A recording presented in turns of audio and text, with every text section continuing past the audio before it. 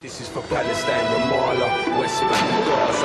This is for the child that is searching for an answer. This is not just a war over stolen land. Why do you think little boys are throwing stones at tanks? And we'll never really know how many people are dead. They drop bombs on innocent girls while they sleep in their bed.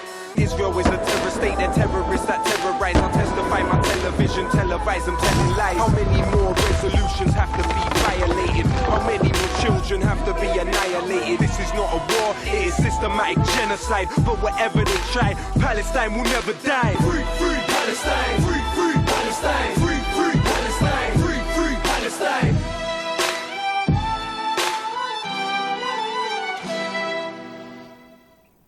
Hello, I'm Chris Williamson. Hola, soy Chris Williamson y esto es Palestina Desclasificada, donde ofrecemos un análisis profundo y sin adornos del comportamiento criminal de Israel y los esfuerzos que realiza para influir en los políticos y la opinión pública mundial. En el programa de hoy examinaremos el papel de Jeffrey Epstein en el intento de dañar las reputaciones de dos prestigiosos académicos, John Mearsheimer y Stephen Walt, después de que escribieran un libro sobre la influencia desproporcionada del lobby pro-israelí en la política exterior de Estados Unidos. En nuestro primer reportaje, Latifa Abu Shakra describe cómo Epstein, que era un activo sionista, y el notorio abogado sionista de Alan Dershowitz inventaron acusaciones de antisemitismo contra Mearsheimer y Waltz. Against Mearsheimer and Walt.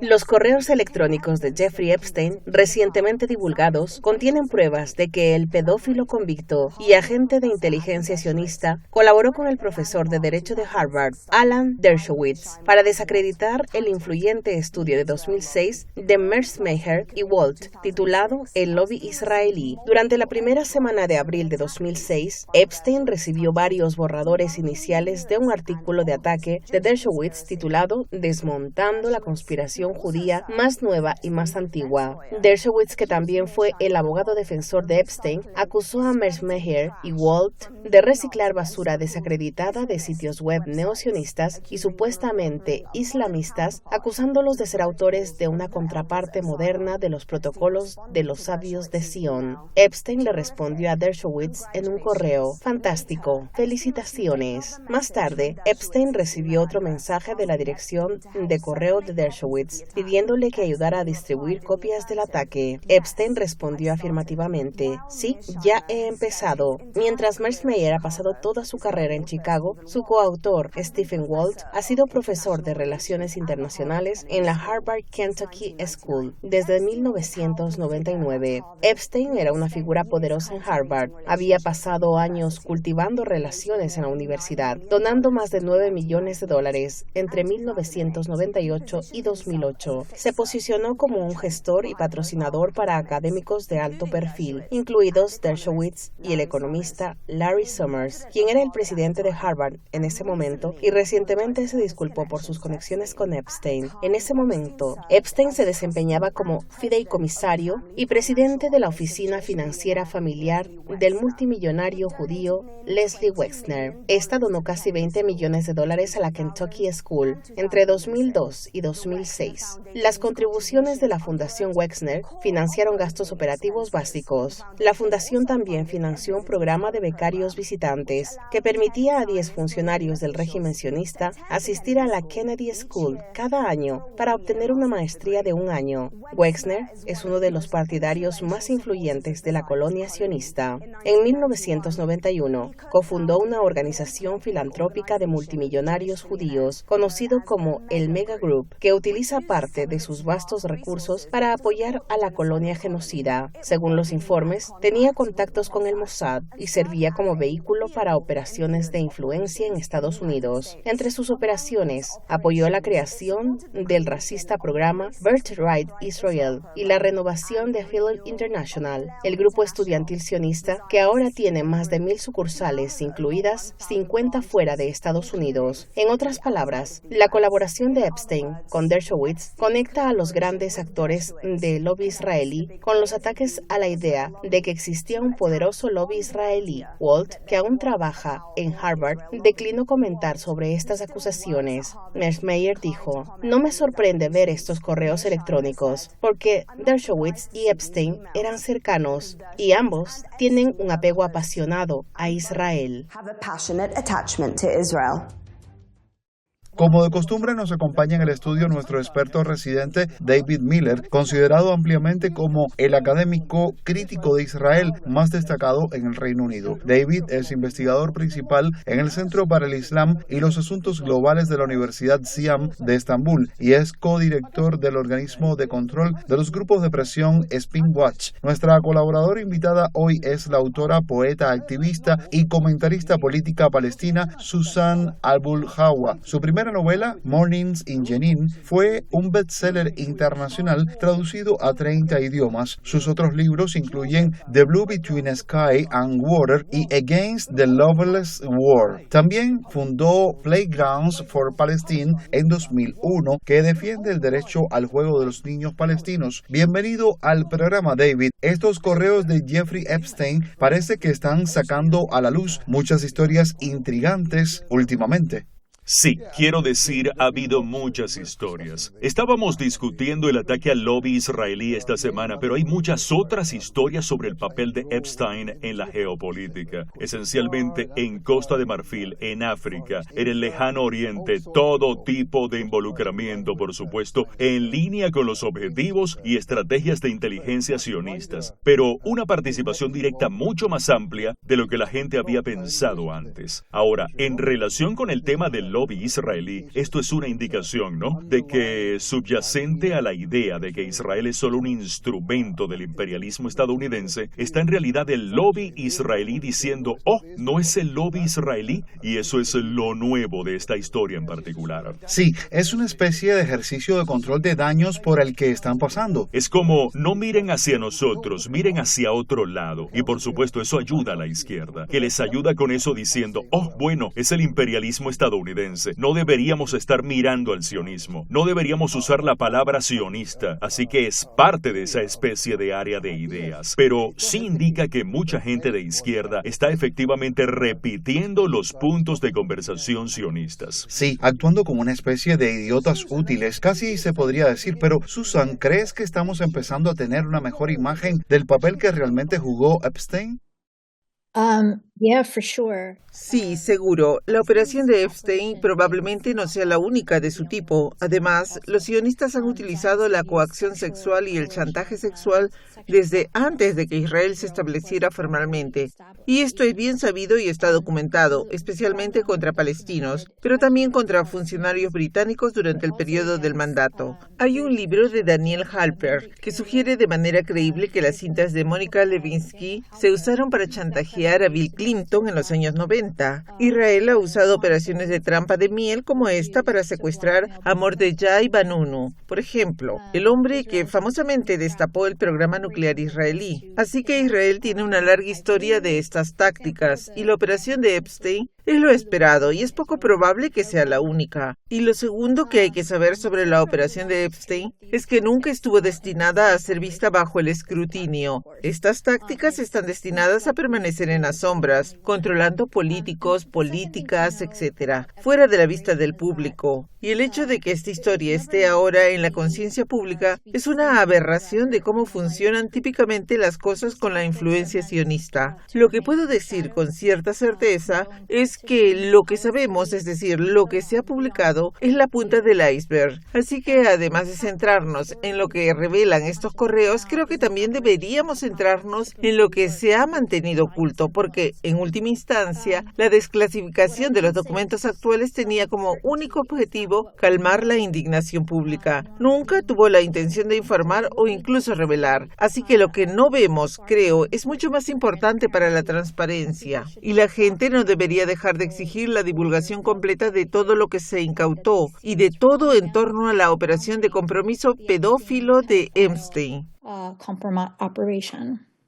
Well, David, I mean, Bueno, David, ¿y qué hay de Epstein ayudando a Dershowitz con su ataque al libro escrito por John Mearsheimer y Stephen Waltz? Bueno, Dershowitz, por supuesto, es famosamente este rabioso profesor de derecho pro-sionista en Harvard. También fue, por supuesto, el abogado defensor de Epstein en las acusaciones de abuso sexual y tráfico contra él. También fue acusado y luego algunas de las acusaciones resultaron de estar involucrado él mismo en violación y abuso sexual. Así que está todo eso. Y también los correos electrónicos publicados recientemente han mostrado a Epstein, ya sabes, mirando por encima del hombro a Dershowitz, diciendo que este hombre está loco sobre su propio abogado defensor. Así que puedes ver el tipo de nido de víboras interno en el que operaban estas personas, al mismo tiempo que se ayudaban mutuamente con sus estrategias. Y Epstein, en este caso, ayudando a difundir la palabra sobre Dershowitz, sobre su ridículo intento de trabajo de descrédito contra el lobby israelí. Sí, de hecho, y he visto a Dershowitz ligeramente avergonzado al pensar en su relación con Epstein. Creo que fue Max Blumenthal quien lo desafió sobre eso, y él se limitó a decir algo como, bueno, yo soy solo un abogado, solo era su representante. Bueno, eso es lo que todos los que estaban asociados con él intentaron decir, ¿no? Ehud Barak, el ex primer ministro de Israel, el príncipe Andrés, ya no llamado príncipe Andrés, y Larry Summers, por supuesto, nuevamente el presidente de Harvard, que ahora se ha disculpado y dice que se va a retirar porque todos sus correos recientes han mostrado que era muy cercano. Susan, ¿cuál es tu opinión sobre Dershowitz en general? Quiero decir, como decíamos, él también era el abogado defensor de Epstein, ¿no?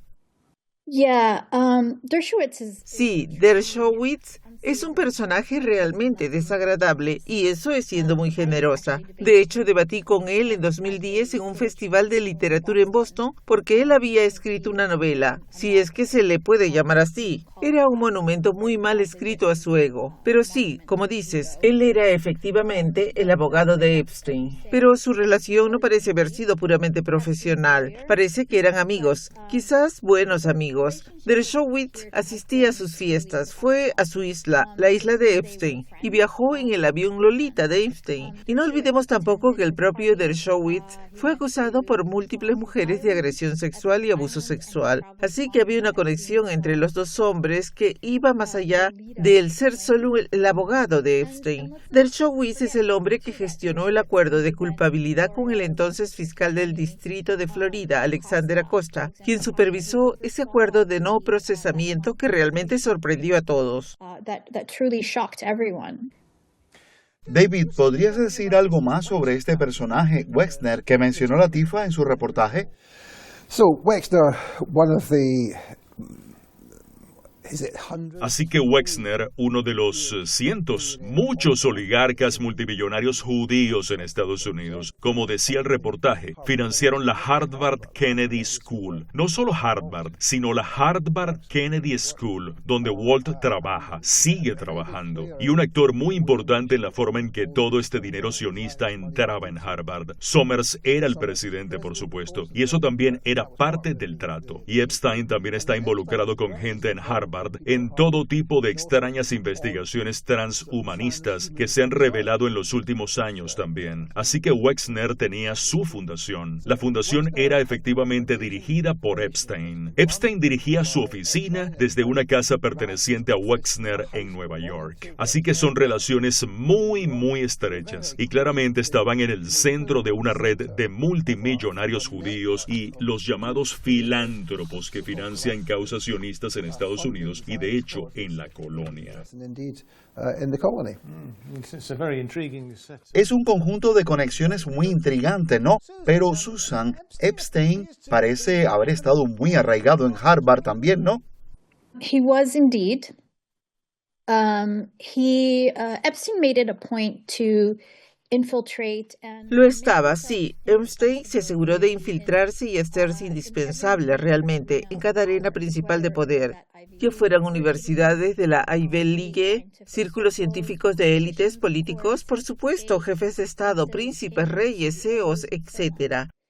Y ahí yace la información que realmente deberíamos tratar de obtener y no parar hasta tener la divulgación completa y una imagen holística de la extensión total de este iceberg bajo la superficie que solo estamos vislumbrando ahora. Bueno, nuestro próximo reportaje analiza quiénes son los sionistas más influyentes en Estados Unidos.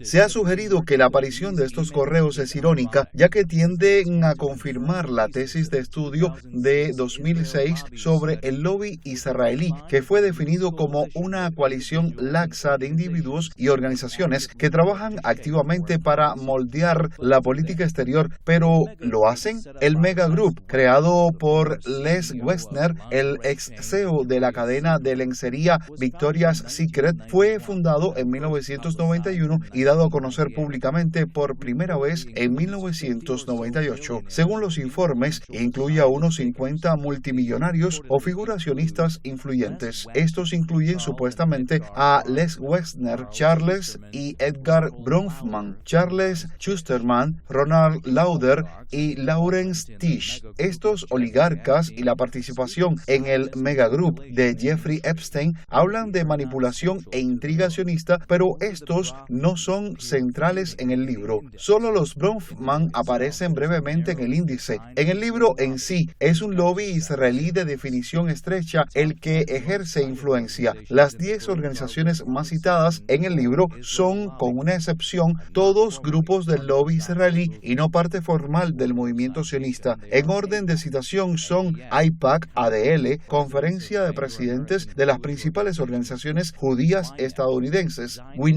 Organización Sionista de América, Foro de Política de Israel, GINSA y Comité Judío Americano. La SOA es la excepción. Además, 2 de los 4 pilares del movimiento sionista no están en el índice en absoluto. Estos son el Movimiento Sionista Americano, la filial estadounidense de la Organización Sionista Mundial, y el Fondo Nacional Judío, la filial estadounidense de la Agencia Sionista de Robo de Tierras. El libro también ignora por completo el papel de los oligarcas, fundaciones y operaciones conectados con la inteligencia que utilizan el chantaje y las amenazas. Omite el papel de las agencias de inteligencia sionistas. No hay discusión sobre la unidad 8200, la agencia de inteligencia de señales que ha penetrado masivamente en la industria tecnológica y mediática. Al final, el libro se centra casi por completo en los elementos más visibles de la infiltración sionista, pero no en el gran motor de radicalización del movimiento sionista que produce miles de genocidas radicalizados en cada generación, ni en la masiva infiltración de sionistas en todo el aparato administrativo del Estado estadounidense, porque hace 45 años no había pueblo palestino, al menos desde la presidencia de Reagan en los años 80. La participación de Lawrence Tisch en el megagroup es un ejemplo más de la relación entre los oligarcas sionistas y la infiltración sionista. Su nieta Jessica Tisch es una extremista sionista que es la actual comisionada de la policía de Nueva York. ¿Qué nos enseñó el asunto Epstein-Dershowitz? Que la radicalización e infiltración sionista son mucho más serias y mucho menos una coalición informal y laxa de lo que afirma la tesis del lobby israelí.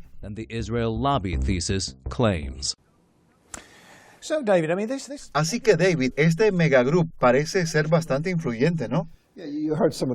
¿Escuchaste alguno de los nombres allí de algunos de los oligarcas involucrados? Nombres bastante conocidos. Se supone que hay unas 50 personas involucradas. No sabemos los nombres de todos ellos, pero entre los otros hay otros oligarcas multimillonarios. Los Bronfman son interesantes. Cabe mencionar que los Bronfman, por supuesto, de la famosa familia sionista canadiense que dirige Seagram Distillers y, por supuesto, Wexner, están en la cima de esta organización, muy influyente. Y realmente lo que muestra, creo, es el importante papel de los multimillonarios y de las fundaciones familiares, que establecen para financiar todo el movimiento sionista, algo a lo que no se hace referencia conceptualmente, al menos en la tesis del lobby israelí. Así que creo que es una indicación de que cuando ves algo como el Mega Group, esto muestra que hay un control mucho más estrecho sobre la coordinación sionista de lo que pensarías de los grupos del lobby israelí, aparentemente coordinados de manera laxa, como la ADL, AIPAC, WINEP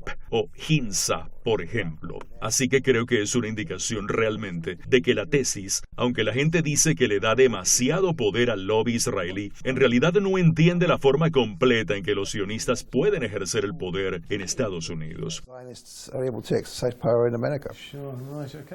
Claro, de acuerdo. Bien, Susan, a ti te han atacado y difamado numerosos grupos sionistas, ¿no? En tu opinión, ¿qué tan arraigados están en la sociedad estadounidense? Well, heavily embedded, I would say, in every aspect. Bueno, muy arraigados, diría, en todos los aspectos de la sociedad estadounidense, en realidad, en la intelectualidad, en cada rama del gobierno, todos los principales medios de comunicación, Hollywood, todos los medios de periodismo televisivo, periodismo impreso, medios de comunicación, industria del juego, la industria de la IA, todas las principales industrias tecnológicas, la banca nacional y global, universidades, cada rama del gobierno, como dije, y la cosa es que no hay nada malo con que personas de diversos orígenes, quiero decir, no tiene nada de malo tener sobrerepresentación en cualquier campo. El problema surge cuando todo lo que hacen se centra en nutrir y promulgar una empresa colonial de asentamiento y se vuelve incluso traicionero en muchos casos. También quiero decir, ¿sabes?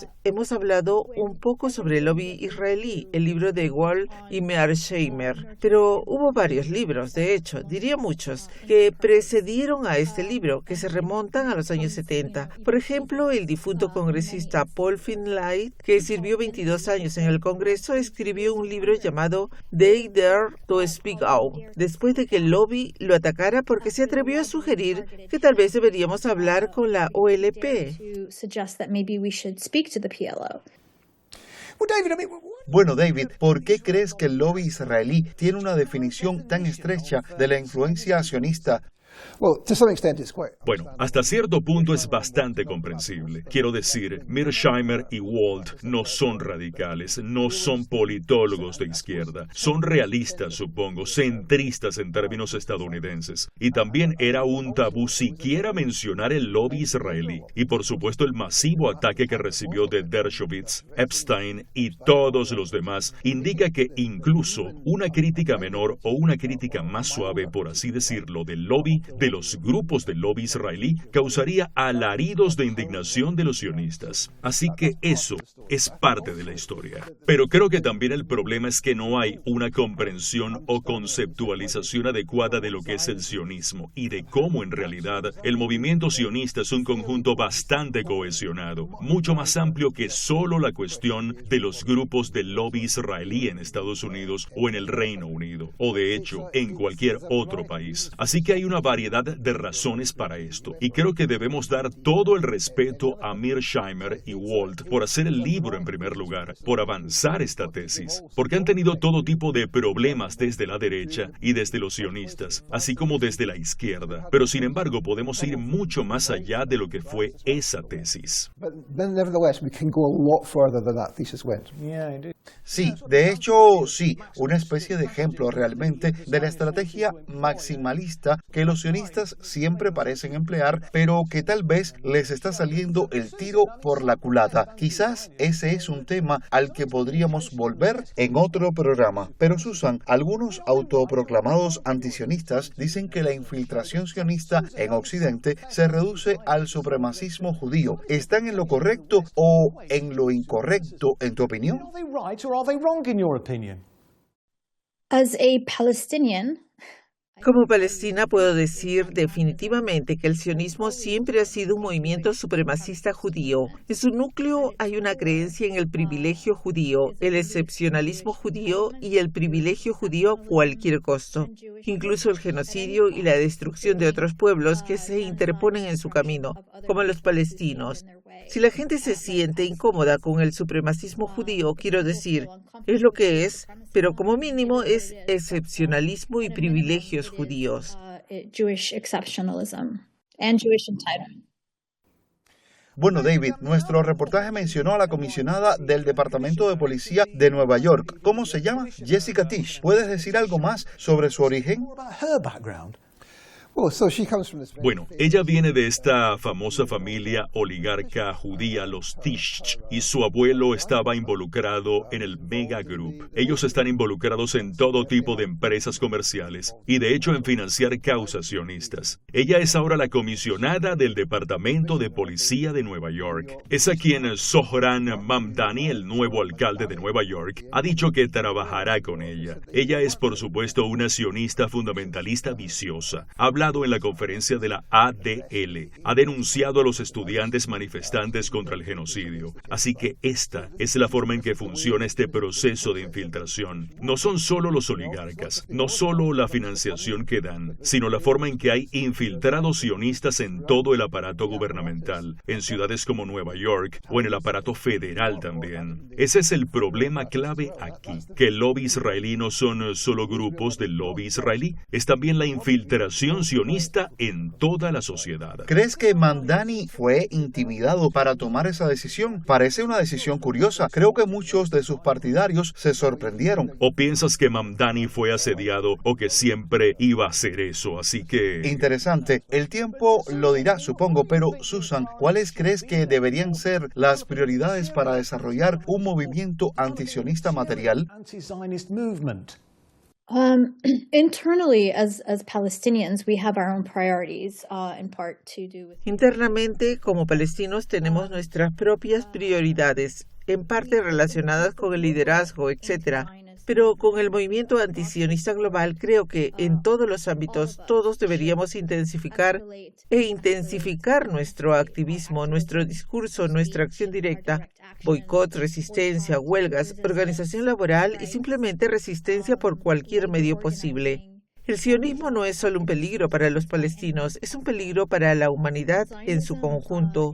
Y creo que la gente finalmente está despertando a esta realidad.